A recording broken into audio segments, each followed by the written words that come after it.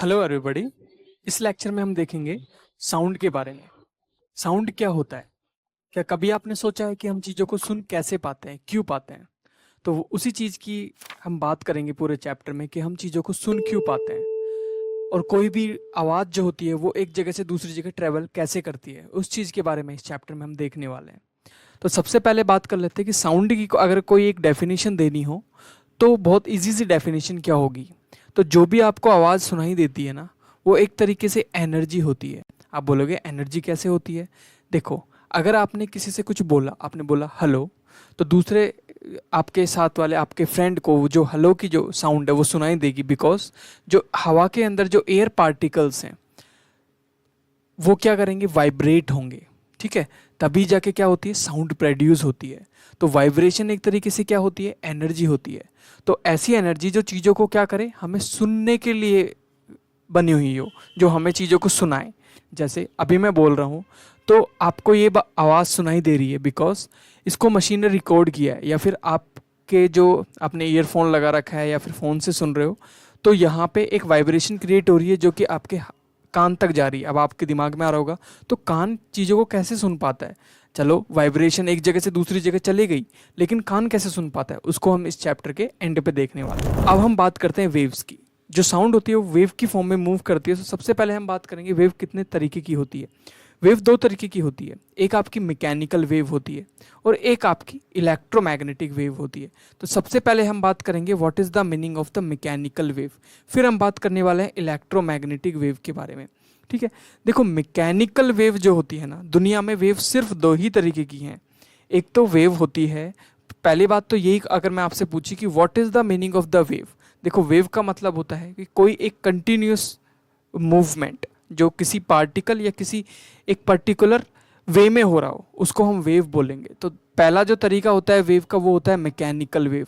Mechanical wave ऐसी wave जिसको move करने के लिए किसकी ज़रूरत होती है, मीडियम की ज़रूरत होती है। मतलब बिना मीडियम के वो मूव नहीं कर सकता। एग्जाम्पल अभी हम देखेंगे। और इलेक्ट्रोमैग्नेटिक वेव की क्या खास बात होती है कि do not require any medium. ऐसी वेव जिनको मूव करने के लिए किसी भी मीडियम की रिक्वायरमेंट नहीं होती है, उनको हम बोलते हैं इलेक्ट्रोमैग्नेटिक वेव्स। क्लियर होगी बात? इतनी बात आपको समझ में आ गई होगी, आई होप। क्लियर? आगे चलते हैं। अब हम यहाँ पे बात करेंगे कि जो मैकेनिकल वेव्स होती हैं वो कितने तरीके की होती है। Mechanical waves are divided into two parts. पहला होता है लॉन्गिट्यूडनल वेव और दूसरा होता है आपका ट्रांसवर्स वेव। अब इन दोनों का क्या मतलब है? देखिए, जो मैकेनिकल वेव है उसको मूव करने के लिए मीडियम की ज़रूरत होगी ही होगी, लेकिन इनके भी दो तरीके होते हैं। एक लॉन्गिट्यूडनल जिसके अंदर भी आपको मीडियम की ज़रूरत होगी, और ट्रांसवर्स। इनको डिटेल में देखने वाले हैं। सबसे पहले हम बात करते हैं इलेक्ट्रोमैग्नेटिक वेव की। ये ऐसी वेव होती है जिनको मीडियम की ज़रूरत नहीं होगी मूव करने के लिए एक जगह से दूसरी जगह, नो मीडियम की नीड। ठीक है, कौन कौन सी वेव? जैसे आप लाइट देखते हो, लाइट भी एक तरीके से क्या है, वेव की फॉर्म में चलती है। माइक्रोवेव्स देखते हो, इंफ्रारेड, एक्सरे, नाम सुना होगा, अल्ट्रावायलेट रेज जो होती है, रेडियो, जैसे आपका फ़ोन आता है वो भी एक वेव की फॉर्म में ही आता है। किस फॉर्म में? रेडियो वेव्स की फॉर्म में। तो वो वहाँ पे किसी मीडियम की ज़रूरत नहीं है, वो आपका वैक्यूम के अंदर भी इलेक्ट्रोमैग्नेटिक वेव इजीली मूव कर पाती हैं। तो जो जितनी भी इलेक्ट्रोमैग्नेटिक वेव्स होती हैं वो ऐसी वेव्स हैं जो कि एकदम वैक्यूम होगा, जहाँ कोई मीडियम होगा ही नहीं, वहाँ भी चल पाएंगी। लेकिन जितनी भी मैकेनिकल वेव्स होती हैं उनको मूव करने के लिए किसकी ज़रूरत होगी? एक मीडियम की ज़रूरत होगी 100%। अब जो मीडियम होता है वो कैसा होता है? वो हवा हो सकता है, वो पानी हो सकता है, वो इन दोनों में से कोई भी एक चीज़ हो सकता है। क्लियर? अब mechanical waves are also divided into two parts. इनको हम डिटेल में देखेंगे कि what is the meaning of the longitudinal and what is the meaning of the transverse wave. चलो देखते हैं। सबसे पहले हम दोनों में डिफरेंसेस देखेंगे। ट्रांसवर्स वेव और लॉन्गिट्यूडनल वेव का मतलब क्या है? देखो, ट्रांसवर्स वेव का मतलब होता है एक ऐसी वेव, मैंने यहाँ पे डेफिनेशन दी हुई है कि मूवमेंट ऑफ द पार्टिकल्स, कोई भी एक पार्टिकल मूव कर रहा है, वो क्या हो, जिस डायरेक्शन में मूव कर रहा है, जिस डायरेक्शन में आगे बढ़ रहा है, उसके परपेंडिकुलर डायरेक्शन में आपकी वेव हो। जैसे फॉर एग्जांपल आपने पानी में एक पत्थर को डाला, तो जो वेव होती है वो किस डायरेक्शन में जा रही है? वेव जा रही है आपकी इस डायरेक्शन में। लेकिन पार्टिकल्स किस डायरेक्शन में मूव करते हैं? इस डायरेक्शन में, ऊपर और नीचे इस डायरेक्शन में मूव करते हैं। तो आप बोल सकते हो कि यहाँ पे 90 डिग्री पे आपका क्या हो रहा है? मोशन हो रहा है। वेव की डायरेक्शन इस तरफ है और जो पार्टिकल्स के मूवमेंट की डायरेक्शन इस तरफ और इस तरफ है। क्लियर हो गई इतनी बात? तो this is called the transverse wave. I hope everything is clear till now. और अगर मैं लॉन्गिट्यूडनल की बात करूं तो पार्टिकल्स का मूवमेंट और वेव का मूवमेंट, वेव इस तरफ जा रही है और पार्टिकल्स भी इसी तरफ जा रहे हैं, तो इसको बोलते हैं पैरेलल मूवमेंट। मतलब पार्टिकल्स का और आपके वेव का मोशन एक ही डायरेक्शन में हो, उसको बोलते हैं हम लॉन्गिट्यूडनल वेव। तो लॉन्गिट्यूडनल का मतलब समझ आया और ट्रांसवर्स का मतलब समझ आया। तो इन दोनों में डिफरेंस और इन दोनों के बारे में आपको याद रखना है कि what is the difference between the transverse wave and what is the difference between longitudinal, what is the major difference between them. तो इस तरीके से याद रखना। देखो, दोनों को चलने के लिए मीडियम की ज़रूरत पड़ती ही पड़ती है, बिल्कुल पड़ती है। क्लियर होगी बात? ओके। लेकिन जो पार्टिकल्स जो होते हैं, मतलब वेव इस तरफ जा रही है, इसमें भी इस तरफ जा रही है, और पार्टिकल्स जो हैं वो इस तरफ मूव करते हुए जाएंगे, मतलब अप एंड डाउन इस तरीके से मूव करेंगे, मतलब 90 डिग्री पे मूव करते हुए जाएंगे। तो ऐसी वेव को ट्रांसवर्स वेव बोलेंगे। लेकिन जब पार्टिकल्स मूव कर रहे हैं इस डायरेक्शन में और वेव भी मूव कर रही है इस डायरेक्शन में, तो पार्टिकल्स और वेव की डायरेक्शन क्या है? पैरेलल है। क्या है? पैरेलल है।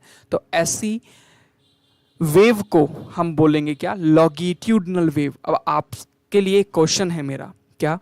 नीचे कमेंट सेक्शन में आपको बताना है कि साउंड इन दोनों में से, इसमें से मतलब ट्रांसवर्स में से और लॉन्गिट्यूडनल में से कौन सी हो सकती है? जो साउंड हमारी जो चलती है मीडियम के अंदर ही चलती है, और आपको पता है ये दोनों ही मैकेनिकल है, तो साउंड इन दोनों में से कोई एक वेव है।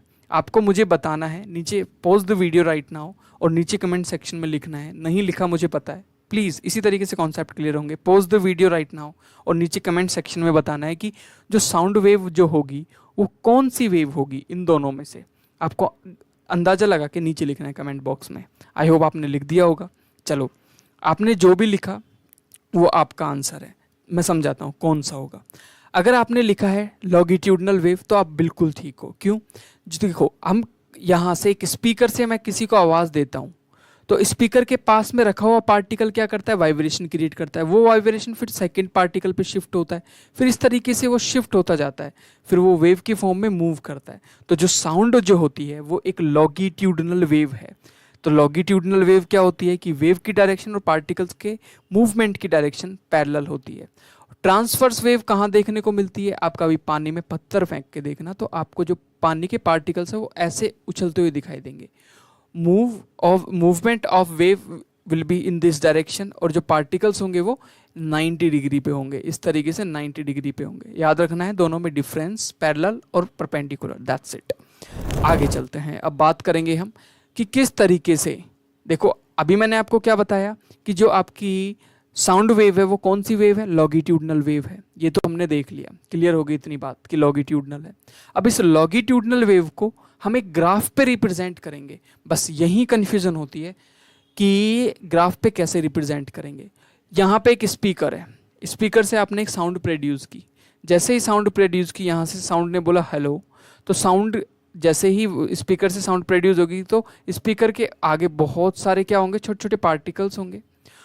वो छोटे छोटे पार्टिकल्स क्या करेंगे? वाइब्रेशन क्रिएट करेंगे। किस तरीके की वाइब्रेशन होगी कि जो बिल्कुल पास वाला पार्टिकल होगा वो हिट करेगा अगले वाले पार्टिकल को, फिर वो हिट करेगा नेक्स्ट वाले पार्टिकल को, वो हिट करेगा। इस तरीके से क्या होगा? एक मूवमेंट होगा। हिट करके वो अपनी जगह आराम से, जैसे पहले कंडीशन में था, प्रीवियस कंडीशन की तरह ही वो, देखो इसको हिट किया, इसको एनर्जी ट्रांसफ़र की, फिर दोबारा से इसने इसको एनर्जी ट्रांसफ़र की, फिर इसने इसको, इस तरीके से एनर्जी क्या हो रही है? ट्रांसफ़र हो रही है यहाँ पे। तो और एनर्जी ट्रांसफ़र करके वो अपने प्रीवियस कंडीशन में, जो पहले कंडीशन में था उसी कंडीशन में पहुँच जाता है। तो अब यहाँ पे देखने वाले हैं हम एक चीज़, क्या कि इस कंडीशन को हम ग्राफ पे रिप्रेजेंट करेंगे। इस कंडीशन को हम स्पीकर से वाइब्रेशन क्रिएट होने की कंडीशन को we will represent on the graph. कैसे करेंगे? यहाँ पे मैंने दो एक्सिस बनाए। एक एक्सिस है जो कि है आपका वाई एक्सिस, और एक एक्सिस है जिसका नाम है एक्स एक्सिस। ठीक है, एक्स एक्सिस पे मैंने माना है डिस्टेंस को, और वाई एक्सिस पे मैंने माना है डेंसिटी बोल दो पार्टिकल्स के बीच की, या फिर प्रेशर बोल दो पार्टिकल्स के बीच का। तो जब वाइब्रेशन यहाँ से स्पीकर ने कुछ बोला तो जो पार्टिकल्स है उनके बीच में प्रेशर क्या हुआ? इंक्रीज हुआ, फिर प्रेशर डिक्रीज हो गया, फिर प्रेशर मतलब दूर। देखो एक कंडीशन ऐसी है जहाँ पे पार्टिकल बहुत दूर दूर भी हो जा रहे हैं, देखो दूर हो गए, ठीक है, तो यहाँ पे पार्टिकल बिल्कुल दूर हो जाते हैं, फिर वापस इनिशियल कंडीशन में आ जाते हैं, फिर आगे डिस्टेंस जैसे जैसे बढ़ता जाता है तो नेक्स्ट वाला जो पार्टिकल है वो क्या होता है, उनकी उसकी डेंसिटी इंक्रीज हो जाती है, फिर उसकी डेंसिटी नॉर्मल कंडीशन से नीचे जाती है, फिर वापस इंक्रीज होती है। इस तरीके से हम डेंसिटी को रिपात करते हैं यहाँ पे कि जो साउंड की वेव है उसकी क्या क्या कैरेक्टरिस्टिक्स होती हैं। देखिए, सबसे पहली चीज होती है वेवलेंथ। सबसे पहली चीज देखते हैं हम वेवलेंथ। हमने यहाँ पे ग्राफ बनाना सीख लिया था, उस ग्राफ के अंदर के ही कुछ कैरेक्टरिस्टिक्स होते हैं। Wavelength is nothing but complete oscillation. Complete oscillation का मतलब देखो, यहां से लेके और दिस इज हाफ और this is your complete oscillation. तो जो ये हाफ वाला पार्ट है और जो नीचे वाला जो हाफ वाला पार्ट है, इनकी जो डिस्टेंस होती है ना, इसको मिला के बोलते हैं, इसकी लीनियर डिस्टेंस को बोलते हैं हम क्या, वन वेवलेंथ। क्या बोलते हैं, one wavelength. Clear, one wavelength. अब हम बात करेंगे एक और नई चीज के बारे में, ग्राफ के अंदर से ही सीखेंगे। What is the meaning of the amplitude, इसको भी ग्राफ के अंदर ही देखते हैं। जो क्रस्ट और ट्रफ बताया था मैंने, उसको ही, जो क्रस्ट होता है उसको ही हम एम्पलीट्यूड बोलते हैं। कोई बोले कि ये आवाज हाई एम्पलीट्यूड की है, इसका मतलब है जो ये ऑसिलेशन है वो ऊंचा चला गया है। कोई बोले कि लो एम्पलीट्यूड, इसका मतलब है कि एम्पलीट्यूड ये है। और मीडियम एम्पलीट्यूड मतलब ये। देखो, मैंने आपको पहले भी बताया और दोबारा बताऊंगा यहाँ पे कि वेवलेंथ क्या होता है। Wavelength is nothing but the minimum distance, या बोल दो कि linear distance, Sidhi distance, in which the sound wave repeat itself. तो एक ऑसिलेशन के स्टार्टिंग और फाइनल पॉइंट के बीच की लीनियर या स्ट्रेट डिस्टेंस को ही क्या बोलते हैं हम, वेवलेंथ बोलते हैं, जिसको किससे रिप्रेजेंट करते हैं, लैम्बडा से रिप्रेजेंट करते हैं। नेक्स्ट चीज देखते हैं, amplitude, the maximum displacement of particle of medium. मतलब क्या है कि जो क्रस्ट जो होता है ना, उसका मैक्सिमम जंप कितना है। क्लियर, तो amplitude is nothing but the distance of crust. एक क्रस्ट की ऊंचाई कितनी हाई जंप मार रहा है एक क्रस्ट, उसको हम एम्पलीट्यूड बोलेंगे। नेक्स्ट होता है टाइम पीरियड। देखो, टाइम पीरियड का बेसिकली मतलब होता है कि एक कंप्लीट वेव को या एक कंप्लीट ऑसिलेशन को स्टार्ट करके खत्म करने में जितना टाइम लगता है, उस टाइम को टाइम पीरियड बोलते हैं। जैसे एक वेव क्रिएट हुई, तो जब हमने उसका ग्राफ रिप्रेजेंट किया, तो दिस एक कंप्लीट ऑसिलेशन में जितना टाइम लेती है आपकी कोई भी वेव, जितना टाइम लगता है, उस टाइम को ही हम बोलते हैं टाइम पीरियड। तो बात समझ में आ गई कि what is the meaning of the time period. Time period is nothing but the time in which one oscillation is completed. एक ऑसिलेशन जितने टाइम में कंप्लीट होता है उसको टाइम पीरियड बोलते हैं। फ्रीक्वेंसी किसको बोलते हैं, देखो, फ्रीक्वेंसी का मतलब होता है कि एक सेकंड के अंदर किसी भी वेव के अंदर कितने ऑसिलेशन क्रिएट, कितने नंबर ऑफ ऑसिलेशन क्रिएट हुए हैं, उसको बोलेंगे फ्रीक्वेंसी। फॉर एग्जाम्पल, यहाँ पे इस तरीके से कोई भी एक वेव है, तो आपने घड़ी लगाई, आपने टाइम लगाया, और एक सेकंड के अंदर यहाँ पे इस तरीके से बहुत सारे ऑसिलेशन क्रिएट हो गए। मान लो 20 कंप्लीट ऑसिलेशन क्रिएट हुए हैं, कितनी देर में, 1 सेकंड में। तो इस वाले साउंड वेव की फ्रीक्वेंसी क्या होगी, 20 हर्ट्ज होगी। कितनी होगी, 20 हर्ट्ज। देखो, हर्ट्ज HZ, इससे रिप्रेजेंट करते हैं फ्रीक्वेंसी को। तो फ्रीक्वेंसी का मतलब दोबारा समझाता हूं कि आपने घड़ी की तरफ देखा और देखा कि एक साउंड वेव की आप ग्राफिकल रिप्रेजेंट की तरफ भी देख रहे हो। आपने दोनों को एनालाइज किया कि एक सेकंड के अंदर एक साउंड वेव ने कितने कंप्लीट ऑसिलेशन बनाए, मान लेते हैं 10 बनाए, 5 बनाए। तो जितने भी बनाए, कितने टाइम के अंदर, एक सेकंड के अंदर जितने भी ऑसिलेशन बने, मान लो कितने बने, 30 बने। तो इस साउंड वेव की फ्रीक्वेंसी कितनी होगी, 30 हर्ट्ज। 30 HZ से रिप्रेजेंट करेंगे इसको। एक सेकंड में कितने ऑसिलेशंस क्रिएट होते हैं उसको बोलते हैं फ्रीक्वेंसी। क्लियर होती है बात। नेक्स्ट, अगर मैं आपसे बोलूं कि किसी भी वेव की आप वेलोसिटी निकालो तो कैसे निकालोगे, तो वेलोसिटी वाला फॉर्मूला यूज करेंगे। तो वेलोसिटी का फॉर्मूला क्या होता है, velocity is nothing but distance upon में टाइम। क्लियर होगी बात। लेकिन यहाँ पे वेव की बात हुई है, तो डिस्टेंस वेव के अंदर किससे रिप्रेजेंट करते थे, डिस्टेंस को, लीनियर डिस्टेंस को लैम्बडा से रिप्रेजेंट करते थे, जिसको वेवलेंथ बोलते थे। अपॉन में टाइम को किससे रिप्रेजेंट करते थे, कैपिटल T, जिसको हम क्या बोलते हैं, टाइम पीरियड। इसको कैपिटल T से भी रिप्रेजेंट करते हैं। Capital T. तो बेसिकली जो वेलोसिटी होती है किसी भी वेव की, वो उसकी वेवलेंथ डिवाइडेड बाय उसका टाइम पीरियड से डिवाइड करने पे आपको कितनी तेजी से आपकी वेव चल रही है वो आ जाती है। तो एक फॉर्मूला आपको ये लिख लेना है। प्लीज़ पॉज द वीडियो और आप अपने नोटबुक में या जहाँ पे भी लिख रहे हो वहाँ लिख लो।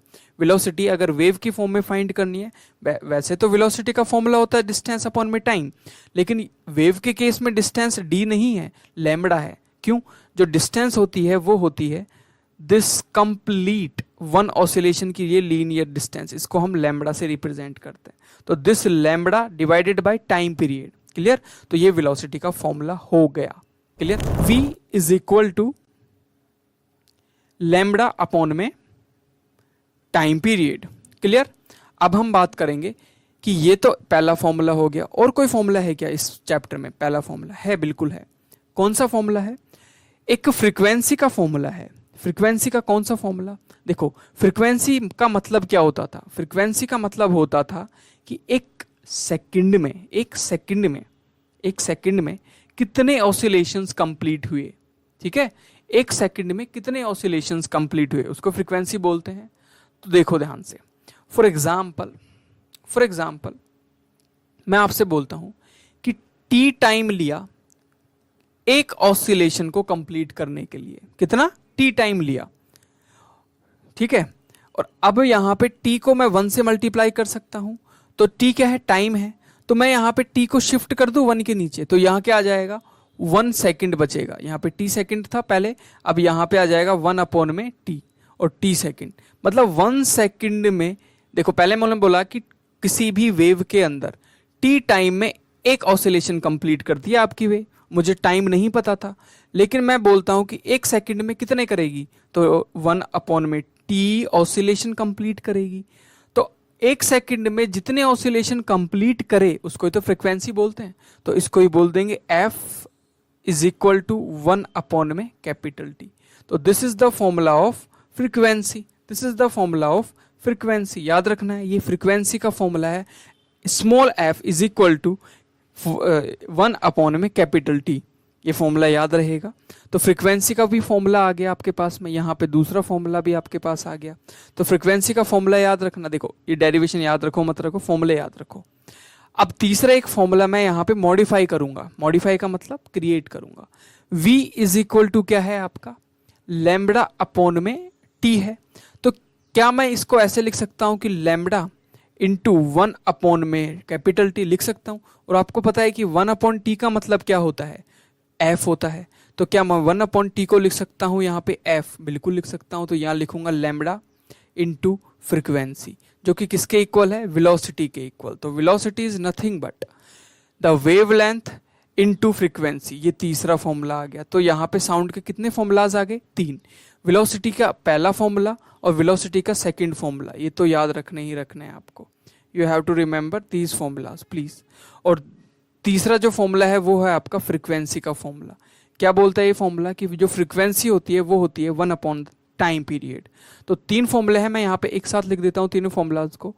Velocity is equal to lambda upon में कैपिटल टी, और velocity is also equal to lambda into small F frequency, and frequency is equal to 1 upon the time period. तो इस तरह इनके अलावा कोई भी फॉर्मूला इस चैप्टर में यूज नहीं होगा, न्यूमेरिकल में यूज नहीं होगा। Please remember these formulas only. अब हम बात करेंगे जो साउंड है उसको ट्रैवल करने के लिए आपको सबको पता है कि एक मटेरियल या मीडियम की जरूरत पड़ती है।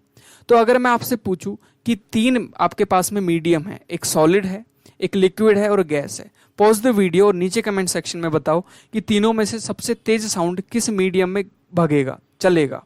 बताओ, रोको अभी वीडियो पे पॉज मारो और नीचे लिखो कमेंट सेक्शन में। नहीं लिखा मुझे पता है, पॉज करके नीचे लिखो यार। लिख दिया आपने? ओके। तो अब आप में से 90% बच्चों ने लिखा होगा गैस में। ऐसा नहीं है। देखो, सॉलिड है आपके पास, लिक्विड है आपके पास और गैस है।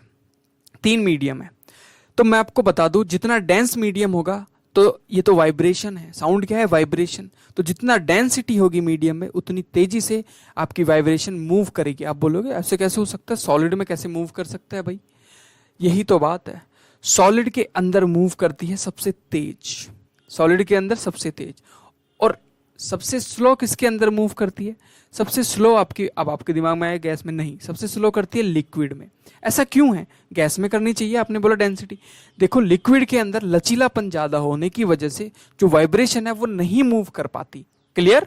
सॉलिड में लचीलापन नहीं होता और डेंस भी होता है, तो ज्यादा मूव इसमें करती है। तो मैक्सिमम डेंसिटी और ज्यादा ट्रेवल, ज्यादा वेलोसिटी आपकी साउंड में होगी, सॉलिड के अंदर साउंड करेगी, और सबसे धीमे लिक्विड में करेगी, गैस में इन दोनों का बीच का।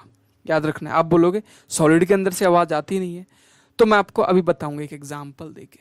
देखो जो स्पीड ऑफ साउंड होती है वो किस चीज के ऊपर डिपेंड करती है, हम यहाँ पे देखते हैं। सबसे पहली चीज कि नेचर ऑफ मटेरियल कैसा है जिसके अंदर से आपकी साउंड क्या कर रही है, ट्रेवल कर रही है। पहला तो ये फैक्टर है, एग्जाम में सीधा क्वेश्चन आता सीधा।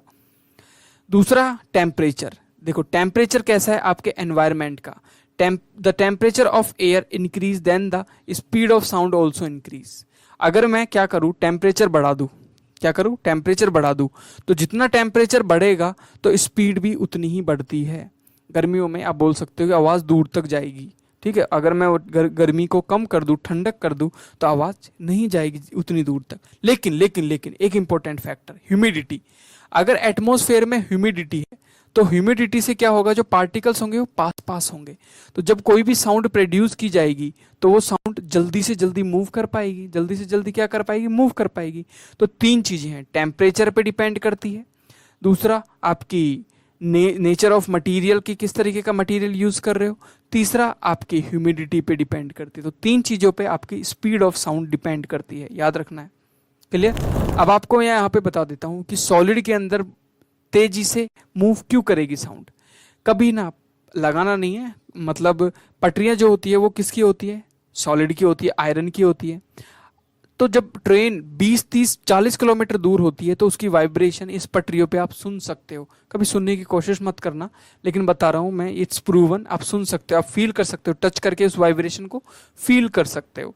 तो इसलिए अब 20-30 किलोमीटर से आपको किसी की आवाज तो नहीं आ सकती, लेकिन जो गाड़ी के चलने की जो वाइब्रेशन है, साउंड इज व्हाट, वाइब्रेशन, वो वाइब्रेशन आपको आ सकती है।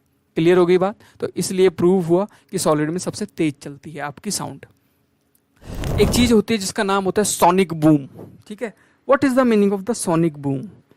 आपने कभी ना कभी देखा होगा, एक क्या होता है, फाइटर जेट होता है। फाइटर जेट की स्पीड कितनी होती है, हजारों में होती है। सोनिक बूम एक एक्सप्लोसिव नॉइस होती है, क्रिएट होती है किसी भी ऑब्जेक्ट के द्वारा, जब वो ऑब्जेक्ट साउंड की स्पीड से क्या करे, तेज चले। तो साउंड की स्पीड कितनी होती है? तो देखो आपने फाइटर जेट को उड़ते हुए नहीं देखा तो ऐसा लगता है, अगर देखा है तो उसकी आवाज भी सुनी होगी, तो आपको एक एक्सप्लोसिव नॉइस सुनाई दी होगी, और वही एक्सप्लोसिव नॉइस का नाम होता है सोनिक बूम।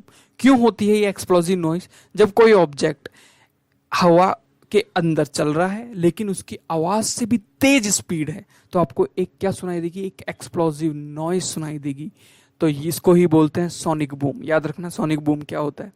अब हम बोले कि दो चीजें हैं आपके पास में, साउंड है एक तो, और एक लाइट है। अब आपको बताना है कि साउंड की स्पीड ज्यादा होती है कि लाइट की स्पीड ज्यादा होती है। फिर से पॉज करो वीडियो को, नीचे लिखो कमेंट सेक्शन में कि साउंड तेज चलता है कि लाइट तेज चलती है। Please please please right in the comment section कि साउंड तेज चलेगा कि लाइट तेज चलेगी, और रीजन भी बताना है। जो भी नहीं लिखा आपने आंसर, मुझे फिर से पता है। इस तरीके से जब तक आप लिखोगे नई चीजों को, तो इससे क्या होगा, एक इंटरेक्शन नहीं बनेगा, इंटरेक्टिव नहीं बनेगा पूरा लेक्चर। अगर लेक्चर इंटरेक्टिव नहीं बनेगा तो आपको कॉन्सेप्ट एक बार में क्लियर नहीं होगा। आप लिखोगे, आप गलती करोगे या फिर सही करोगे, फिर आपको याद रहेगा कि यार मैंने यहाँ पे लिखा था। तो please right in the comment section कि साउंड की स्पीड तेज होती है कि लाइट की होती है। लिख दिया आपने? Okay good. तो देखो ध्यान से, अगर मैं बोलूँ स्पीड ऑफ साउंड जो होती है वो normal at room temperature 344 metre पर सेकंड होती है, और स्पीड ऑफ लाइट होती है 3 × 10 की पावर 8, 1 2 3 4 5 6 7 8। मतलब क्या लिख सकता हूँ, 3 × 10 की पावर 8 मीटर पर सेकंड होती है। तो आप बताओ कौन तेज हुआ, स्पीड ऑफ साउंड ज्यादा होती है कि speed of light? Of course speed of light is more than speed of sound. तो जब बिजली चमकती है, थंडरस्टॉर्म आता है, तो आपको पहले आवाज सुनाई देगी बिजली की कि लाइट दिखाई देगी? तो ऑफ कोर्स लाइट तेज चलती है तो पहले लाइट दिखाई देती है, फिर आपको आवाज आती है कि हाँ किसी ने कहीं ना कहीं बिजली कड़की है। क्लियर? तो ये दोनों आपको स्पीड याद रखनी है, बिजली की भी मतलब लाइट की भी और आपके साउंड की भी। क्लियर? अब हम बात करेंगे कि साउंड रिफ्लेक्ट कैसे करता है। आपने कभी ना कभी तो ये फील किया होगा, जैसे पहाड़ों के आगे चले जाओ या फिर खाली कमरे में खड़े हुए हो, जब आप बोलते हो तो आपको अपनी ही आवाज़ सुनाई देती है, जिसको रिवर्बरेशन बोलते हैं, वो भी हम देखने वाले हैं। तो क्या होता है, साउंड एक वेव है। साउंड वेव होने की वजह से जब किसी भी सरफेस से टकराती है तो वो क्या करती है, सरफेस से रिफ्लेक्ट होती है। तो this is called the reflection of the sound. When sound wave is create, तो ये किसी सरफेस से टकराएगी और उस सरफेस से टकरा के बाउंस बैक होके हमारे पास वापस आती है। आपने देखा होगा जो मूवी देखने जाते हैं थिएटर में, वहाँ पे जो सरफेस होते हैं वो कैसे होते हैं, रफ रखे जाते हैं। क्यों रखे जाते हैं रफ? बिकॉज ऑफ आपकी जो साउंड की जो वेव है वो टकरा के आपको दोबारा ना आए। जितनी ज़्यादा आपकी, या आप बोल सकते हो कि शाइनिंग सरफेस होगी, उतनी ज़्यादा आपको वहाँ पे आवाज़ क्या करेगी, रिफ्लेक्ट होती हुई दिखाई देगी।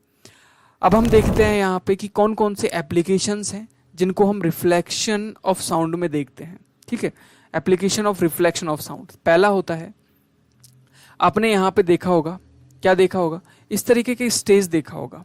उस स्टेज के अंदर क्या होता है कि जब आप बोलते हो, लेट मी जूम समथिंग, तो आपने देखा होगा कि इस तरीके के स्टेज होता है और जो आपके जो स्टेज पे स्पीकर रखे जाते हैं वो इस तरफ मुंह करते हुए रखे जाते हैं। उससे क्या होता है कि जो आवाज़ जाती है वो टकराती है फिर लोगों को आती है। ठीक है, तो इससे क्या होगा, रिफ्लेक्शन से हमें साउंड एम्पलीफाई होती है, जैसे आवाज़ जाएगी, टकराएगी और फिर आएगी लोगों के पास में। तो पहली चीज़ तो ये कि आप ऑडिटोरियम के अंदर जो साउंड के स्पीकर्स रखते हो वो दीवार की तरफ रखते हो, जिससे टकरा के सब लोगों की तरफ क्या हो, वो फैले। और यहाँ का जो डिज़ाइन है वो भी देखो ऐसा बनाया गया है कि ज़्यादा से ज़्यादा, ये एक स्पीकर की जैसा ही बनाया हुआ है कि ज़्यादा से ज़्यादा साउंड क्या हो, लोगों तक जा पाए। क्लियर? दूसरा, जो रिफ्लेक्शन की वजह से हमें चीज़ें मिलती है वो दिल की धड़कन सुनने के लिए हम क्या यूज़ करते हैं, स्टेथोस्कोप, मतलब डॉक्टर यूज़ करते हैं।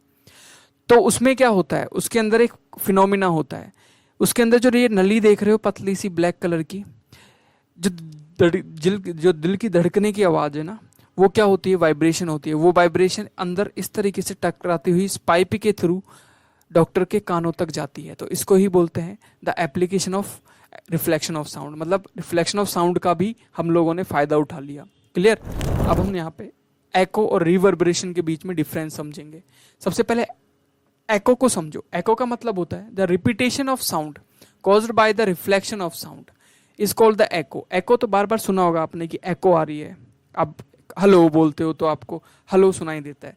लेकिन एक चीज़ होती है रिवर्बरेशन। देखो, रिवर्बरेशन का मतलब होता है कि एक ऑफिस या फिर एक जगह पे आप बैठे हुए हो, आपने बोला हेलो, तो आपकी आवाज़ एको तो करे ही करे, साथ में अलग अलग डायरेक्शन से आए, अलग अलग डायरेक्शन से आए।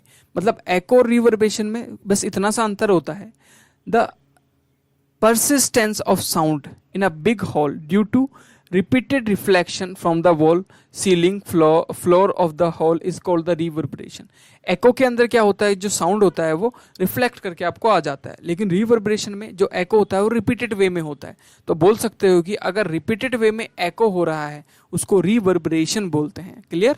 अब हम चलते हैं यहाँ पे, एक टर्म होती है जिसको बोलते हैं अल्ट्रा। अल्ट्रा मतलब ज़्यादा, साउंड मतलब अल्ट्रा साउंड वेव, नाम सुना होगा, पक्का सुना होगा। तो क्या होती है अल्ट्रा साउंड वेव, ध्यान से सुनो। जो साउंड जो होती है ना, सुनो ध्यान से, हमारी जो कानों तक जो साउंड है वो हम मिनिमम सुन सकते हैं 20 हर्ट्ज तक। कितने तक? 20 हर्ट्ज तक हम मिनिमम साउंड की वेव इतनी फ्रिक्वेंसी की होगी तो हम सुन सकते हैं, इससे कम नहीं सुन सकते। मैक्सिमम सुन सकते हैं हम 20,000 हर्ट्ज तक सुन सकते हैं। क्लियर? तो अगर इस रेंज में आपको आवाज आएगी तो आपके कान आराम से सुन पाएंगे, समझ पाएंगे। लेकिन अगर 20,000 से ज्यादा अगर क्या है, फ्रीक्वेंसी है आपके साउंड वेव की, तो उसको बोलते हैं अल्ट्रा साउंड, जिसको हम सुन नहीं सकते, हमारे कान उसको सुन नहीं सकते। तो फिर वो कहाँ काम आती है? वो काम आती है आपके एप्लीकेशन होता है पहला, वो काम आती है कि आपने कोई बड़ी मशीनरी खरीदनी है और पता करना है कि ये कहीं से टूट तो नहीं रही है, तो आप अल्ट्रासाउंड को पास कराते हो उस मशीनरी से और पता चलता है अगर कोई होल है तो वो डिटेक्ट करके बता देती है कि यहाँ पे होल है। तो बेसिकली आप बोल सकते हो कि जो अल्ट्रासाउंड वेव्स होती हैं वो बड़े से बड़े मेटल को भी क्रॉस कर जाती हैं, लेकिन हमें सुनाई नहीं देती है। दूसरा, अगर हमारे बॉडी के अंदर के ऑर्गन में जैसे स्टोन हो जाता है, जिसको पथरी बोलते हैं, उसको पता करने के लिए भी हम क्या करते हैं, अल्ट्रासाउंड करते हैं। और नेक्स्ट होता है आपका सोनार में यूज करते हैं। देखते हैं डिटेल में तीनों को। सबसे पहले हम बात करेंगे sonar. This is the very famous question of the CBSE. Sonar का फुल फॉर्म होता है साउंड नेविगेशन एंड रेंजिंग। इसमें क्या होता है, एक जहाज है, एक बड़ा सा शिप है, उसके नीचे यहाँ पे क्या लगा होता है, एक अल्ट्रासाउंड प्रोड्यूस करने वाली मशीन लगी होती है। वो क्या करती है, वो पता करती है कि कोई नीचे से सबमरीन तो नहीं जा रही, नीचे से कोई आप बोल सकते हो आइसबर्ग तो नहीं है, छोटा सा टुकड़ा तो नहीं है किसी चट्टान का, किसी रॉक का, कि टूट ना जाए नीचे से। तो इस तरीके से यहाँ से साउंड वेव भेजी जाती हैं, वो किसी भी ऑब्जेक्ट से टकराती है, जैसे इससे टकराई, और वापस वो उसको क्या करेगी, इन्फॉर्म करेगी। इसको ही बोलते हैं सोनार सिस्टम, जो कि किसके अंदर होता है, आपकी शिप के अंदर होता है। नेक्स्ट होता है एकोलोकेशन ऑफ द इन बैट। मतलब जो बैट, चमगादड़ आपने देखी है, वो भी अल्ट्रासाउंड प्रोड्यूस करती हैं, जो हमें सुनाई नहीं देती हैं। लेकिन क्या होता है, ये इस तरीके की क्या करती हैं, एक अपने आगे कवरिंग बना देती है। आपको पता है कि जो बैट होती है उसको दिखाई नहीं देता है, रात को निकलती हैं, तो आपने देखा होगा उड़ती हुई चमगादड़ अचानक आपके आगे से निकल जाती है, किसी दीवार से टकराने से पहले हट जाती है। क्यों? वो इस तरीके से अपने बॉडी के अंदर से क्या निकालती है, एक अल्ट्रासाउंड निकालती है, और अल्ट्रासाउंड टकरा के उसके कानों तक जाता है और उसे सुनाई देता है कि आगे कुछ ना कुछ रेजिस्टेंस है, तो वो वापस चली जाती है। हमें नहीं सुनाई देता था वो। नेक्स्ट, अल्ट्रासाउंड का यूज कहाँ होता है? आपको पता है कि जो बेबी होता है उसके बारे में या इंटरनल ऑर्गन्स के बारे में पता करने के लिए, जिसको हम फेमस नाम से अल्ट्रासोनोग्राफी के नाम से भी जानते हैं, तो उस चीज में भी अल्ट्रासाउंड्स का यूज होता है। ये जो हाथ में, डॉक्टर के हाथ में मशीन देख रहे हो, ये साउंड वेव ही प्रोड्यूस कर रही है, लेकिन कितनी, मोर देन 20 हर्ट्ज से ज्यादा, मतलब 20,000 हर्ट्ज से ज्यादा साउंड वेव ही प्रोड्यूस कर रही है, जो हमारे कानों को सुनाई नहीं देगा, लेकिन ये पास होगा और डॉक्टर को इस मशीन के अंदर से क्या देगा, बेबी दिखाई देगा। ठीक है, तो इसको पहले एक इलीगल काम में भी यूज कर लिया जाता था, कि बेबी मेल है फीमेल है, इसका पता करने के लिए भी कई डॉक्टर्स इसको यूज करते थे। अभी ये बैन हो चुका है। ठीक है, अब हम यह देखते हैं कि साउंड की कौन कौन से कैरेक्टरिस्टिक्स हो सकते हैं। पहला साउंड का कैरेक्टरिस्टिक होता है कि साउंड कितनी लाउड है।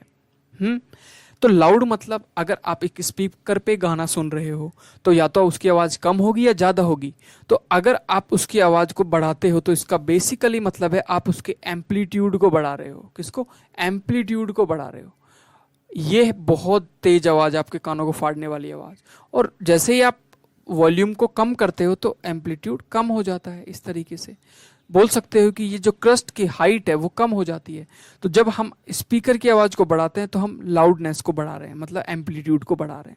तो loudness is related to your amplitude. Next होता है पिच। देखो, आपने पिच सुना होगा। पिच का मतलब होता है the pitch of sound depends on the frequency of vibration.